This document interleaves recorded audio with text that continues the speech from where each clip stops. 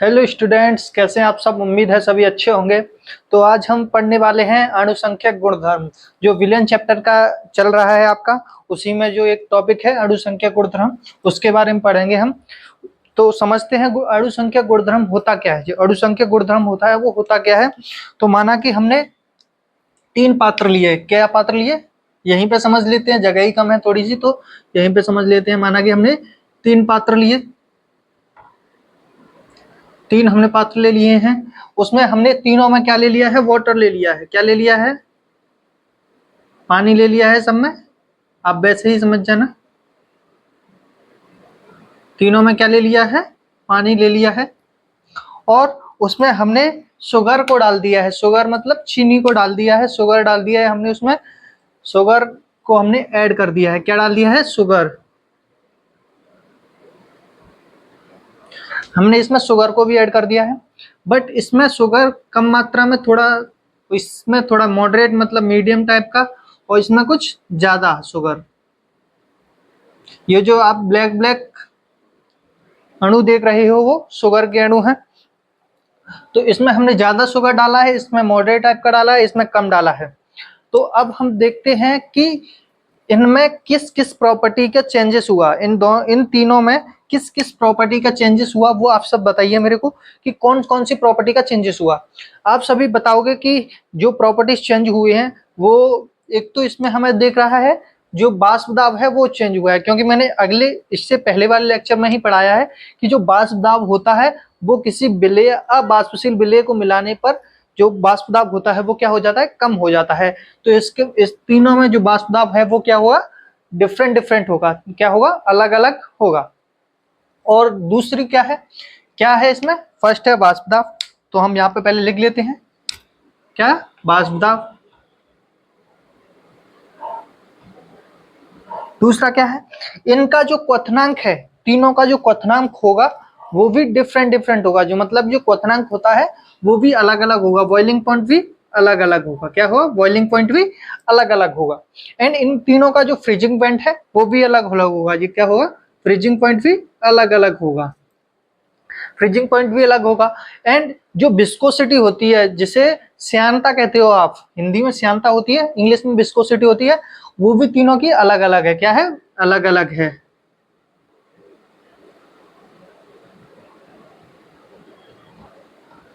श्यानता भी अलग अलग है। और क्या अलग अलग हो सकता है, और क्या अलग अलग हो सकता है, अप्रोक्स यही यही है। और भी बहुत सारी चीजें अलग अलग हो सकती हैं।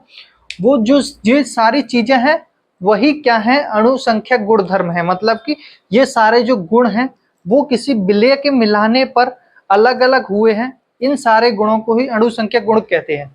अब इतने सारे मैंने अणुसंख्यक गुण बताए हैं, उनके बारे में पढ़ना थोड़ा पॉसिबल नहीं है, तो हम कुछ ओनली ये 4 ही अणुसंख्यक गुणधर्म के बारे में पढ़ेंगे। एक है क्वथनांक में उन्नयन, एक है हिमांक में अवनमन, एक है परासरण एवं परासरण दाब, एक है वाष्प दाब में आपेक्षिक अवनमन। इन चारों चीजों को पढ़ेंगे हम। तो इससे मैं मिटा देता हूं।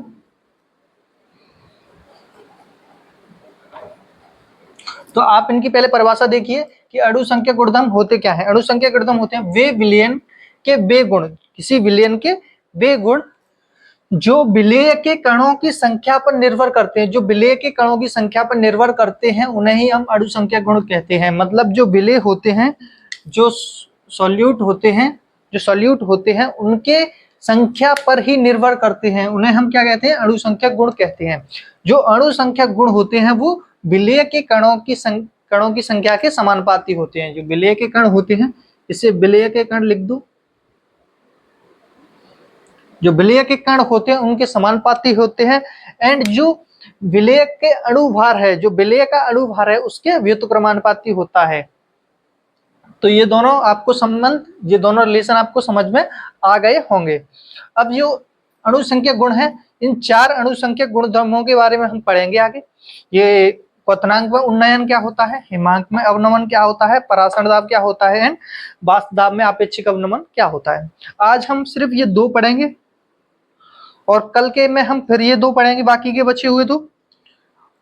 और फिर उसके बाद 1-2 लेक्चर और लगेगा, जिससे आपका चैप्टर है वो खत्म हो जाएगा। तो हम आगे देखते हैं जो क्वथनांक में उन्नयन होता है उसे क्या कहते हैं, वो देखेंगे हम पहले। जो क्वथनांक में उन्नयन है वो क्या है। जो क्वथनांक में उन्नयन है वो क्या होता है, उसे समझने के लिए उससे पहले हमें क्या समझना पड़ेगा, जो क्वथनांक क्या होता है। क्वथनांक क्या होता है उसे समझते हैं हम। जो क्वथनांक, बहुत सारे लोग हैं वो क्वथनांक कहते हैं कि जो मतलब जो पदार्थ है वो बाष्पित होना शुरू हो जाए, मतलब जिसका बाष्प बनना स्टार्ट हो जाए उसे ही क्वथनांक कहते हैं। या फिर कुछ लोग कहते हैं कि जो पदार्थ है वो उबलना स्टार्ट हो जाए उसे ही हम बाष्प दाब कहते हैं, सॉरी क्वथनांक कहते हैं। तो ये दोनों ही परिभाषा क्या है, गलत है। मैं आपको एग्जैक्ट परिभाषा बताता हूँ क्या है, उससे पहले आपको बाष्प दाब को क्या, सॉरी क्वथनांक को क्या पढ़ना है, समझना पड़ेगा। तो क्वथनांक क्या होता है उससे समझने के लिए हम एक पात्र लेते हैं। हमने एक पात्र को लिया, एक पात्र लिया है जिसमें हमने क्या किया, वाटर लिया है। आप वाटर के बारे में बहुत अच्छे से बहुत चीजें जानते हो, इसीलिए हम हमेशा वाटर ही ले रहे हैं। कुछ भी ले सकते हैं, बट आप वाटर को अच्छी तरह से जानते हो इसीलिए हम उस वाटर को ले रहे हैं। तो हमने क्या लिया है, वाटर लिया है, इसको हमने गर्म किया। क्या किया, गर्म किया। गर्म किया तो जो इसमें हमने एक थर्मामीटर को भी डाल दिया है। क्या डाल दिया है, थर्मामीटर, जिससे आपको टेम्परेचर बार बार पता चलता रहे, बार बार पता चलता रहे। तो अगर हम किसी पानी को 50% तक टेम्परेचर है, अगर हम किसी पानी को 50% तक, 50 डिग्री सेंटीग्रेड तक गर्म करते हैं, तो जो आपका वाटर है वो क्या, बाष्पित होना स्टार्ट हो जाता है, जिसमें बाष्प बनना स्टार्ट हो जाता है। क्या है, बाष्पन स्टार्ट हो जाता है। तो इसका मतलब क्या है, ये इसका बॉइलिंग, सॉरी क्या बोलते हैं, बॉइलिंग पॉइंट है, क्वथनांक बिंदु है नहीं, तो ये इसका बॉइलिंग पॉइंट नहीं है। अब पानी को थोड़ा और गर्म करते हैं, 70% पे पहुंच गए, 70 डिग्री सेंटीग्रेड पे पहुंच गए। 70 डिग्री सेंटीग्रेड पे पहुंचे हैं तो जो आपका वाटर है, जो आपका पानी है, वो क्या होगा, उबलना स्टार्ट हो जाएगा। क्या हो जाएगा, उबलना स्टार्ट हो जाएगा। तो इसका मतलब क्या है, ये आपका बॉइलिंग पॉइंट है, ये भी आपका बॉइलिंग पॉइंट नहीं है, क्योंकि 70 डिग्री, आप सभी को पता है कि 70 डिग्री किसी का बॉइलिंग पॉइंट नहीं है। अब इसको और उबालते हैं, 100 डिग्री सेंटीग्रेड पे पहुंचते हैं। तो ये दोनों चीजें तो आपको पता ही है, जो मैंने अभी परिभाषा बताई, जो लोग सोचते हैं उसके हिसाब से ये दोनों बातें मैंने आपको बता दी हैं कि जो 50 डिग्री है उस पर क्या होता है, बाष्पन बनना स्टार्ट हो जाता है, 70 डिग्री है उस पर पानी बॉयल होना स्टार्ट हो जाता है। तो इसका मतलब ये तो परिभाषा नहीं है, बट आपको पता है जो पानी है उसका बॉइलिंग पॉइंट 100 डिग्री सेंटीग्रेड होता है। तो ऐसा 100 डिग्री पे होता क्या है कि हम उसे कहते हैं कि जो 100 डिग्री सेंटीग्रेड हो गया तो इसका जो बॉइलिंग पॉइंट क्या है वाटर का, वो 100 डिग्री है। तो इस पे 100 डिग्री पे होता है जो आपका वाष्प दाब है, जो आपका वायुमंडलीय वाष्प दाब है, जो वायुमंडलीय वाष्प दाब है वो आपके वायुमंडलीय वाष्प दाब है वो क्या होता है, वो द्रव के वाष्प दाब के बराबर हो जाता है। मतलब कि जैसे कि हमने इस पे क्या लगाया है, इसको पहले बंद कर दिया और यहाँ पे हमने गैल्वेनोमीटर को लगा दिया है। गैल्वेनोमीटर को लगा दिया है तो यहाँ पे जो हम गर्म करते जाएंगे तो 100 डिग्री सेंटीग्रेड पर पहुंच जाएगा।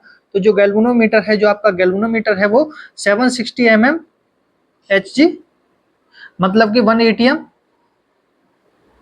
प्रेशर शो करेगा, 1 atm से प्रेशर शो करेगा। तो जो वाटर का वाष्प दाब है वो, और जो 1 atm मतलब 760 mm ऑफ Hg होता है वो किसका है, वायुमंडलीय वाष्प दाब है। ये दोनों क्या हो गए, बराबर हो गए। तो इसे ही हम क्या कहेंगे, बॉइलिंग पॉइंट कहेंगे। क्या कहेंगे, क्वथनांक बिंदु कहेंगे। तो ये आपको क्वथनांक समझ में आ गया होगा, क्वथनांक क्या होता है अच्छी तरीके से आ गया होगा। अब इससे हम आगे देखते हैं। तो क्वथनांक की पहले हम परिभाषा देख लेते हैं। किसी द्रव का क्वथनांक वह ताप है, कौन सा ताप है, वह ताप है जिस पर द्रव का वाष्प दाब, जो द्रव है उसका वाष्प दाब वायुमंडलीय दाब के बराबर हो जाता है। वही मैंने अभी बताया था, जो द्रव है उसका वाष्प दाब और जो वायुमंडलीय का वाष्प दाब है उसके बराबर हो जाता है, वही क्या होता है, इसका बॉइलिंग पॉइंट होता है। ये बातें आपको समझ में आ गई होंगी। तो इसका बॉइलिंग पॉइंट कितना है, 100 डिग्री सेल्सियस। अब आगे बढ़ते हैं। अब हमें ये नहीं पढ़ना था कि क्वथनांक क्या होता है, अब हमें पढ़ना था क्वथनांक में उन्नयन क्या होता है। उसे समझने के लिए हम क्वथनांक के उन्नयन के बारे में देखते हैं पहले कि विलयन का क्वथनांक, जो विलयन का क्वथनांक होता है वो विलायक के क्वथनांक के अंतर को ही क्वथनांक में उन्नयन कहते हैं। जो डेल्टा टीवी है वो क्या है, जो विलयन का क्वथनांक होता है और जो विलायक का क्वथनांक होता है उनके अंतर को ही क्या कहते हैं हम, क्वथनांक में उन्नयन कहते हैं। हम क्वथनांक में उन्नयन तो कहते हैं, बट इसे समझने के लिए क्या करें, ये मैंने आपको किताब के बारे में बता दिया है, जो आपके बुकों में लिखा हुआ है, जो आपकी एनसीईआरटी में लिखा है, ये लाइन सेम लिखी है। तो अब इसे हम समझते हैं कि क्या होता है। तो उसके लिए हमने पहले एक क्या लिया, कंटेनर लिया, कंटेनर लिया, उसमें हमने क्या ले लिया है, वाटर ले लिया है। क्या ले लिया है, वाटर ले लिया है, जो क्या है आपका विलायक है। अभी अभी मैंने जस्ट बताया था कि जो वाटर का क्वथनांक होता है, जो बॉइलिंग पॉइंट होता है वो कितना होता है, वाटर का बॉइलिंग पॉइंट कितना होता है, 100 डिग्री सेल्सियस होता है। ये आपको पता ही होगा, वाटर का बॉइलिंग पॉइंट क्या होता है, 100 डिग्री सेल्सियस होता है। और हमें एक दूसरा पात्र लेते हैं जिसमें भी क्या है, वाटर है, बट इसमें हमने क्या ऐड कर दिया है, नमक ऐड कर दिया है। क्या कर दिया है, साल्ट को ऐड कर दिया है, मतलब साल्ट मिला दिया है।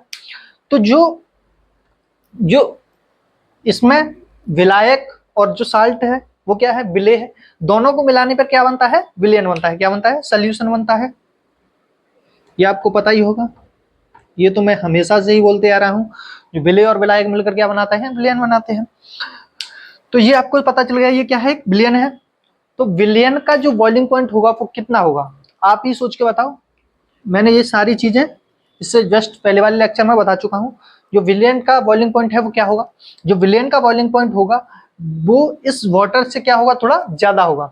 तो माना कि इनका बॉइलिंग पॉइंट कितना है, बॉइलिंग पॉइंट कितना है, माना कि 115 डिग्री सेल्सियस है। कितना है, 115 डिग्री सेल्सियस है। हमने वाटर में नमक ऐड कर दिया है, तो उसका जो बॉइलिंग पॉइंट आया वो कितना आया, 115 डिग्री सेल्सियस आया। तो जो इसका विलयन का बॉइलिंग पॉइंट कितना आया, 115 डिग्री आया। और जो विलायक का आया कितना आया, 100 डिग्री सेल्सियस आया। तो आपको वाटर को तो बारे में बता दिया था कि जो वाटर है उसका, वाटर का बॉइलिंग पॉइंट कितना होता है, 100 डिग्री सेल्सियस होता है। अगर वाटर में हम नमक ऐड कर देते हैं तो उसका बॉइलिंग पॉइंट क्या हो जाता है, क्या हो जाता है, इंक्रीज हो जाता है, मतलब बढ़ जाता है, जिसके कारण उसका बॉइलिंग पॉइंट आता है वो ज्यादा आता है। तो इसका कितना आया है, 115 डिग्री सेल्सियस पे बॉइलिंग पॉइंट आया है। तो जो बॉइलिंग पॉइंट इंक्रीज हुआ है, जो बॉइलिंग पॉइंट इंक्रीज हुआ है, इंक्रीज कितना हुआ है, 15 डिग्री सेल्सियस हुआ है, उसी को ही हम क्या कहते हैं, क्वथनांक में उन्नयन कहते हैं। तो जो मैंने अभी जो बताया था विलयन, विलयन क्या है, टीवी है। तो 115 degree Celsius minus 100 degree Celsius equals to -15 degree Celsius. ये जो है, जो 15 डिग्री सेल्सियस है, उसी को क्या कहेंगे, क्वथनांक में उन्नयन कहेंगे। जो आपको समझ में आ गया है क्वथनांक में उन्नयन क्या होता है, जो विलयन का क्वथनांक है और जो विलायक का क्वथनांक है, उसी के डिफरेंस, उसी के अंतर को क्या कहते हैं, हम क्वथनांक में उन्नयन कहते हैं। ये चीज आपको समझ में आ गई होंगी, क्वथनांक में उन्नयन, ये सारी चीज आपको समझ में आ गई होगी। अब हम न्यूमेरिकल बेस पे जाते हैं कि इसमें से इस टॉपिक में से न्यूमेरिकल्स कैसे आते हैं, इस टॉपिक में से न्यूमेरिकल्स कैसे आते हैं। उससे पहले आपको फॉर्मूला समझना पड़ेगा कि जो फॉर्मूला होता है वो कैसे होता है। तो इसमें हमने एक चीज बताई थी, क्या चीज बताई है, कि अगर हम किसी विलायक में विलेय मिला देते हैं, विलेय मिला देते हैं, जिसके कारण ही क्या होता है, आपका बॉइलिंग पॉइंट होता है वो इंक्रीज हो जाता है, बढ़ जाता है। तो क्या मिलाया, विलेय। तो विलेय की मात्रा मिलाई है। तो इसका मतलब क्या है, जो डेल्टा टीवी है, डेल्टा टीवी है, वो समानुपाती किसके होगा, विलेय की मात्रा के। किसके मात्रा के होगा, इसे मैं हटा देता हूं, किसके समानुपाती होगा, विलेय की मात्रा के।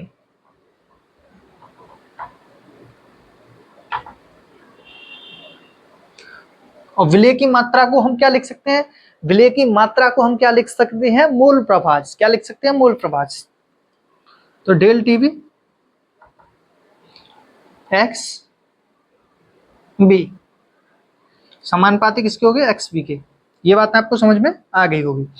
और जो एक्स बी है उसे क्या लिखेंगे, अगर मैं बी से डिनोट कर रहा हूं वो क्या है, विलेय है। तो ए से डिनोट करूंगा वो क्या है, विलायक। ठीक है, ये चीज आप ध्यान रखना, याद रखना। जो बी से डिनोट करूंगा उसे विलेय है और ए से डिनोट करूंगा उसे विलायक है। तो इसका हम न्यूमेरिकल बेस देखते हैं। जो डेल्टा टीवी है वो समानुपाती किसके है, मूल प्रवाह के है। जो विलेय के मूल प्रवाह है उसके समानुपाती है। तो मैं बस इसे इरेज कर रहा हूं, बाकी का आप देख लेना। यहां से समझना स्टार्ट करेंगे हम, इतने से मैं ही समझा दूंगा मैं क्या है। जो डेल्टा टीवी है, जो डेल टीवी है वो समानुपाती किसके है, एक्स बी के, विलेय के मूल प्रभाज के। अब जो डेल टीवी है समानुपाती के चिन्ह को उठाएंगे तो क्या लगाते हैं, कांस्टेंट लगाते हैं। तो हमने इसमें के कांस्टेंट ले लिया है, एक्स वी।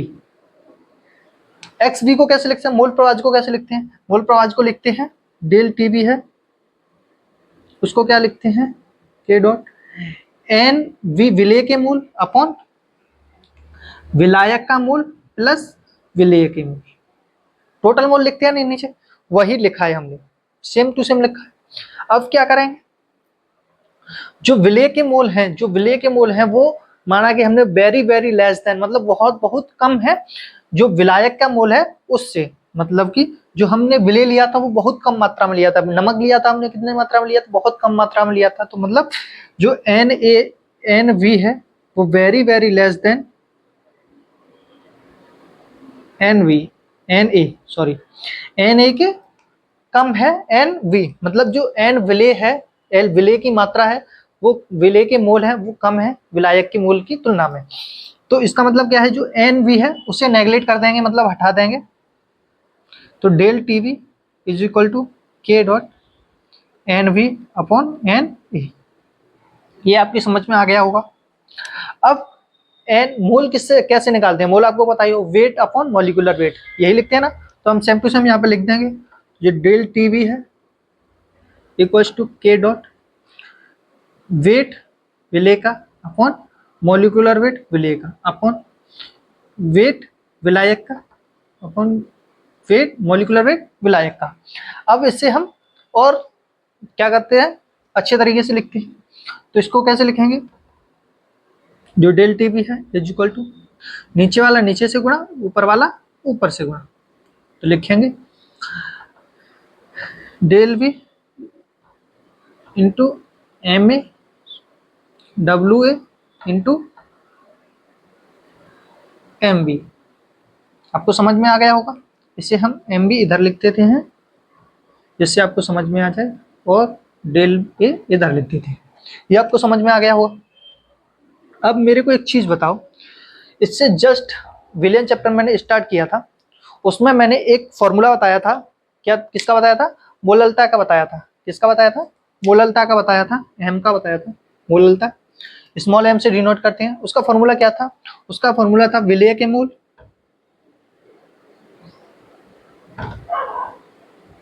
अपॉन विलायक का द्रव्यमान, था ना, याद है ना सबको,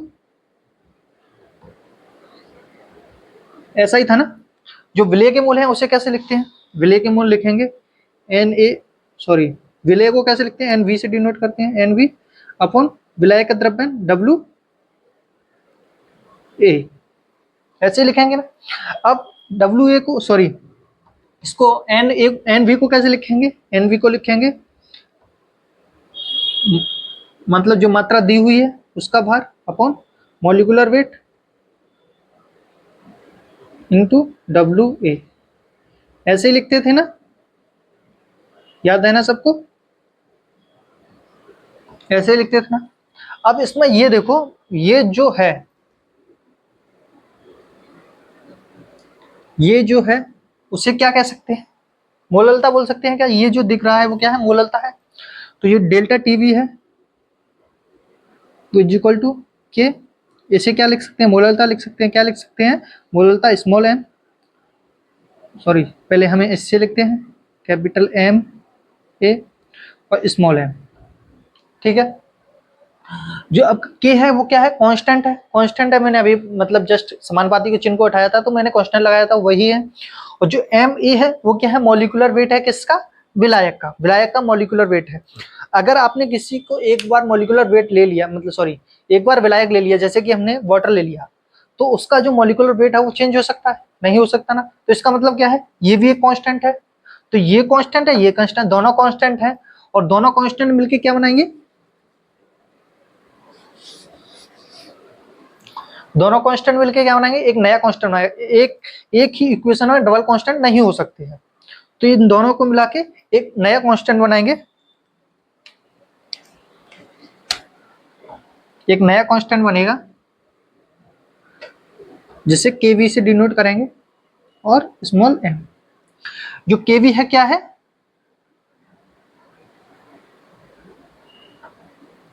क्वथनांक स्थिरांक, क्वथनांक स्थिरांक है। एम क्या है, मोललता है। तो ये डेल केवी का मान को हटाएंगे तो क्या रखेंगे, हटा देंगे तो समानुपाती का चिन्ह एम क्या आएगा।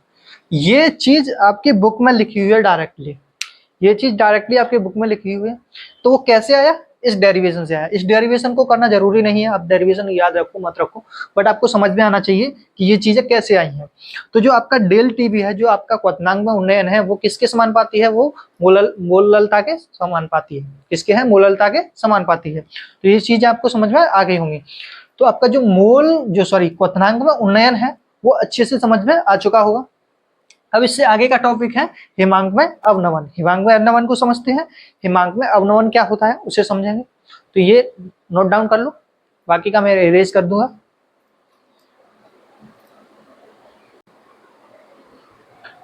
अब देखते हैं हिमांक में अवनमन क्या होता है। अभी जो हमने पढ़ा था वो क्वथनांक में उन्नयन पढ़ा था, और हिमांक में अवनमन एक दूसरे के मतलब व्युत्क्रमानुपाती या फिर एक दूसरे के बराबर, मतलब सॉरी, एक दूसरे के अपोजिट हैं, एक दूसरे के अपोजिट हैं।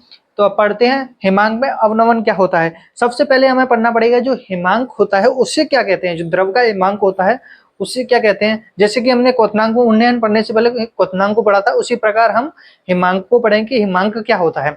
तो सबसे पहले हमें समझना होगा कि हिमांक होता क्या है। हिमांक बहुत सारे लोग होते हैं, वो कहते हैं कि जो क्या कहते हैं कि जो द्रव होता है, जो कोई भी पदार्थ होता है, वो जम जाए मतलब कि वो जम जाए या फिर वो ठोस में कन्वर्ट हो जाए, उसे ही हम क्या कहते हैं, हिमांक कहते हैं। बहुत सारे लोग कहते हैं, ऐसा ही कहते हैं कि हिमांक को उसे ही कहते हैं, बट ऐसा नहीं है। हम समझते हैं हिमांक क्या होता है। हिमांक होता है कि जैसे कि हमने कोई कंटेनर लिया, उसमें क्या लिया, वाटर लिया, क्या लिया, वाटर लिया। उसके हमने क्या, फ्रीजिंग पॉइंट है, फ्रीजिंग पॉइंट मतलब जो टेम्परेचर है उसको हमने कम किया, माना कि हमने उसको कम किया। इसका टेम्परेचर रूम के टेम्परेचर के बराबर तो होगा ही होगा, मैंने मतलब अप्रोक्स होगा 30 के डिग्री, 30 डिग्री के लगभग मान लेते हैं। इसका टेम्परेचर कितना है, 30 डिग्री के लगभग, 30 डिग्री के लगभग है। तो इसको हमने थोड़ा कम किया, मतलब टेम्परेचर को कम किया, तो हमने माना इसको 20 डिग्री के लगभग कर दिया, 20 डिग्री के लगभग कर दिया। तो जो 20 डिग्री के लगभग किया है, तो इसका मतलब ये जो है वो क्या होना होगा, ठंडा स्टार्ट होना हो गया होगा, मतलब ठंडा होना स्टार्ट हो गया होगा। और जो मतलब जो सॉलिड के कण हैं, वो मतलब जो वाटर के अणु हैं, वो थोड़े थोड़े सॉलिड में कन्वर्ट होना स्टार्ट हो गया होगा। अब इसको 0 डिग्री सेंटीग्रेड पे आते हैं, तो बहुत सारे कण होते हैं, वो सीधा मतलब उस ठोस में तो नहीं कन्वर्ट होते, बट थोड़े ठोस होते हैं और थोड़े द्रव होते हैं। 0 डिग्री पे ठोस, 0 डिग्री सेंटीग्रेड पे क्या होते हैं, थोड़े ठोस होते हैं, थोड़े द्रव होते हैं। तो जो ठोस और द्रव के मध्य जो साम्य स्थापित हो जाता है, जो ठोस एंड जो द्रव होता है उसके मध्य जो साम्य स्थापित हो जाता है, उससे ही हम क्या कहते हैं, हिमांक कहते हैं। उसे ही क्या कहते हैं, फ्रीजिंग पॉइंट कहते हैं।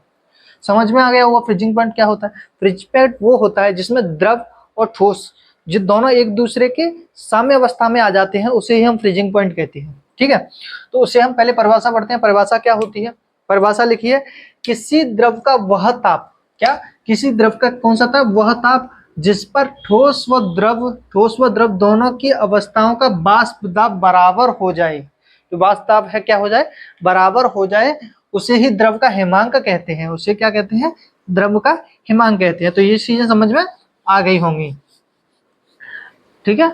अब पढ़ते हैं हम द्रव में, सॉरी हिमांक तो हमने बता दिया कि हिमांक क्या होता है। अब पढ़ते हैं हिमांक में अवनमन क्या होता है। हिमांक में अवनमन को समझने के लिए हमें पहले 2 कंटेनर लेने पड़ेंगे।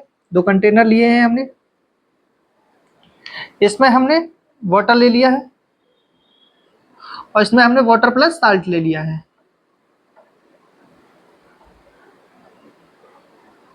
वाटर प्लस साल्ट ले लिया है।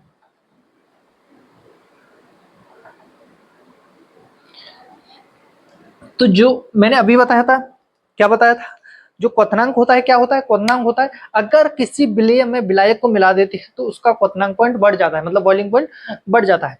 तो इसका मतलब क्या है, बॉइलिंग पॉइंट बढ़ रहा है, क्या हो रहा है, सॉरी सॉरी सॉरी, वो वाष्प दाब क्या होता है, बढ़ जाता है। हाँ यही तो, सॉरी वाष्प दाब क्या हो जाता है, कम हो जाता है, और जो बॉइलिंग पॉइंट होता है वो बढ़ जाता है।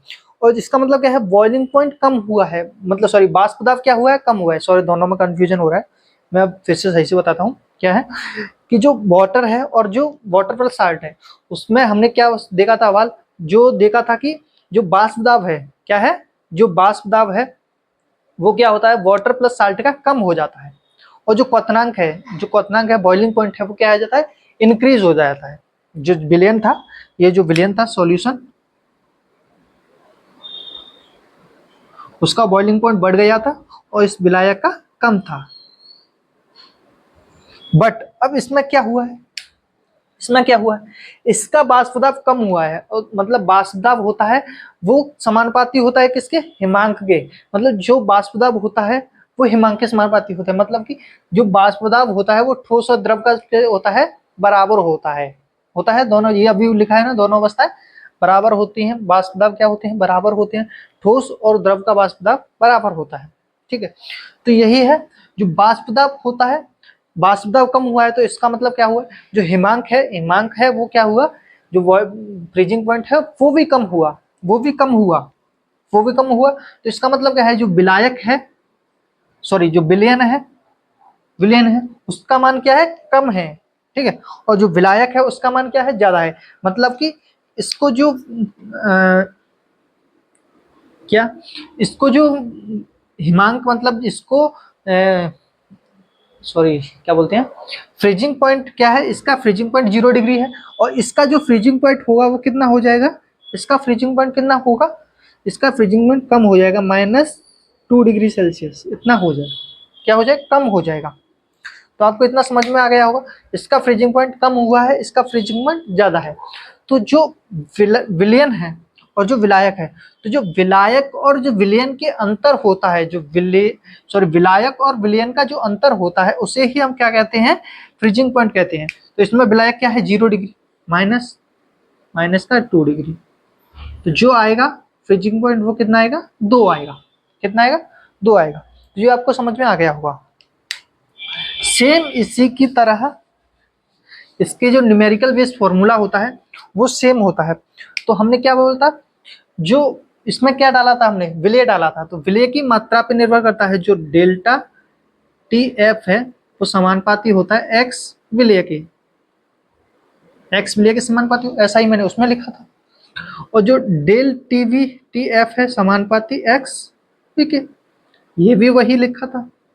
मैं इसमें डायरेक्ट फॉर्मूला लिखा। तो इसका मतलब क्या है, डेल टी एफ होगा वो समानुपाती किसके होगा, मोललता के। ये भी सेम है, बट इसमें एक चेंज है, जो समानुपाती के चिन्ह को हटाते हैं, del F is equal to K F, small F. ये जो आपने के एफ लिखा है वो क्या है, हिमांक में अवनमन का स्थिरांक है। हिमांक अवनमन स्थिरांक है ये के एफ। और एम आपको पता ही है मोललता है, और डेल्टा टी एफ क्या है, हिमांक में अवनमन है। तो ये सारे फॉर्मूले आपको याद रखने, ठीक है। ये फॉर्मूले इंपोर्टेंट हैं जो आपके न्यूमेरिकल में सहायक करेंगे। तो इतना समझ में आ गया होगा। सॉरी इसमें ज्यादा डिस्ट्रैक्शन, मतलब सॉरी कंफ्यूजन मेरे को ज्यादा है। कंफ्यूजन इसलिए ज्यादा है क्योंकि दोनों को कंपेयर करके पढ़ाना थोड़ा कठिन है। अगर मैं इसको पढ़ाता तो मैं इजीली बता देता, बट क्वथनांक में उन्नयन, सॉरी क्वथनांक में उन्नयन और हेमांग में अवनमन, दोनों को कंपेयर करके पढ़ाया है मैंने, इसीलिए थोड़ा डिस्ट्रैक्ट हुए हो आप, बट आपको समझ में अच्छी तरीके से आ गया होगा। ठीक है, तो अब हमारे चैनल को सब्सक्राइब कर लो, जिससे और की भी और सारी वीडियो मैं बनाऊंगा उसका फायदा आप उठा सको। Thank you everyone.